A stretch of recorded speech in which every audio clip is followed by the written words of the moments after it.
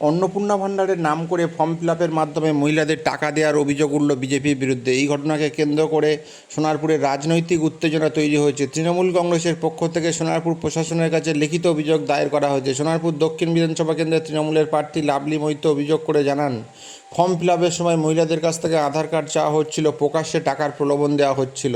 তার আরও দাবি, মহিলাদের ব্যক্তিগত তথ্য সংগ্রহ করা হচ্ছিল। তিনি অভিযোগ করেন, বিহারে একইভাবে মহিলাদের টাকা দিয়ে তা ফেরত নেওয়ার অভিযোগের ঘটনাও ঘটেছে। এই ঘটনায় তীব্র প্রতিবাদ জানিয়েছে তিনি। ইতিমধ্যেই নির্বাচন কমিশনের কাছে লিখিত অভিযোগ দায়ের করা হয়েছে এবং নিরপেক্ষ তদন্তর দাবি জানিয়েছে লাভলি মৈত্র। কি বলছেন লাভলি মৈত্র, আসুন বেঙ্গল টুডেতে আমরা এক্সক্লুসিভ শুনে নিই।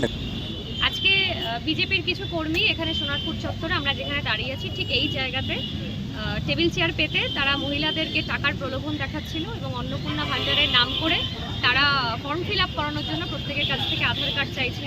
আমরা খবর পাই এবং খবর পেয়ে আমাদের লোকেরা আসে, তখন ওরা পালিয়ে যায় এবং আমরা নির্দিষ্ট সময়ের মধ্যে ইলেকশন কমিশনের কাছে আমরা কমপ্লেন করেছি, পুলিশ অবজারভারকে জানিয়েছি।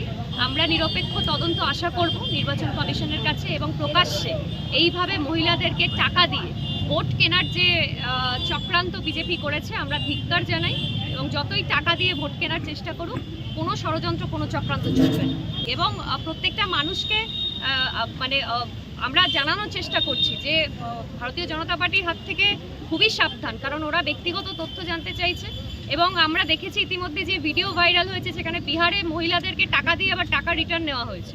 তো বিজেপির চরিত্র, বিজেপির কালচার সবাই জানে, সেটা আরও বেশি করে মহিলাদের জানা উচিত যে মহিলাদেরকে ওরা কীভাবে ঠকায়। এখানেও এসছে অন্নপূর্ণা ভাণ্ডারের নাম করে মহিলাদেরকে ঠকাতে এবং মহিলাদের ব্যক্তিগত পরিচয় নেওয়ার চেষ্টা করছে আধার কার্ডের মাধ্যমে। এটার আমরা নিন্দা করি এবং নির্বাচন কমিশনকে আমরা কমপ্লেন করেছি। আমরা নিরপেক্ষ তদন্ত আশা করছি।